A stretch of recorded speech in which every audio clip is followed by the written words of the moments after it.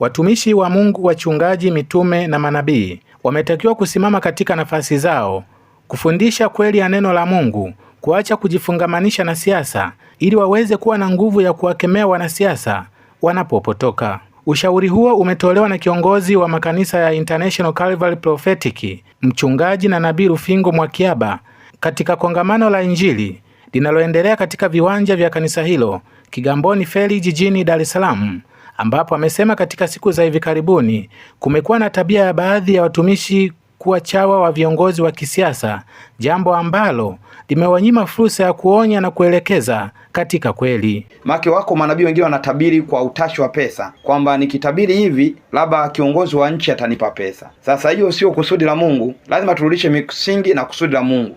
Viongozi wa Mungu au wa imani tusimame kwenye imani, na viongozi wa siasa wasimame kwenye siasa. Na sisi kama viongozi wa imani, kwa sababu tunawalea hadi wa siasa, pale kwenye sehemu ya kuonya tuonye, pale kwenye sehemu ya kuelekeza tuelekeze, pale sehemu ya kukemea tukemee, ili kusudi taifa liwe salama. Aidha, akizungumzia kusudi la kongamano hilo, Nabii Rufingo amesema, tumeanza kongamano hili ili kuwafundisha au kurejesha kanisa kwenye msingi wa mguso wa kweli wa kimungu.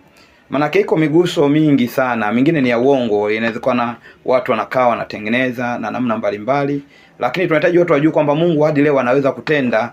Leo hii kwenye makanisa mengi nguvu ya Mungu imepotea, na ndio maana kumekuwa na washirika wengi wa kuhamahama, na wengi wanatafuta miujiza, na unakuta viongozi wengine hata wa makanisa wamekuwa washirikina.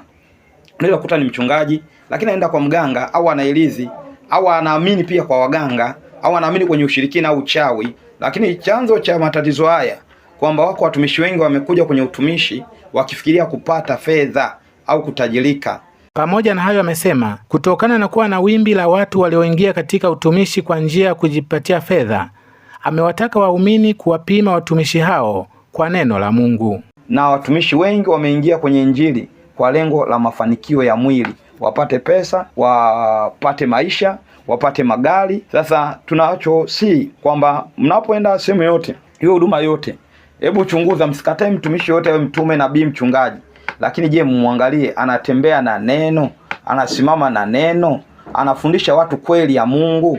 Nao baadhi ya waumini waliohudhuria kongamano hilo wamekuwa na haya ya kusema. Kwa majina anaitwa Elena Leoni Mgegela. Nipo hapa katika kongamano linaloendelea hapa kwa Nabii Rufingo. Kwa kweli tumeona muujiza. Watu wengi wamepokea uponyaji na tumeona mwitikio wa watu walikuwa ni wengi sana. Basi tunaomba kesho waendelee kuja mahali hapa. Kwa majina naitwa Kibonge Mwepesi wa Yesu, ni mwimbaji binafsi wa nyimbo za Injili.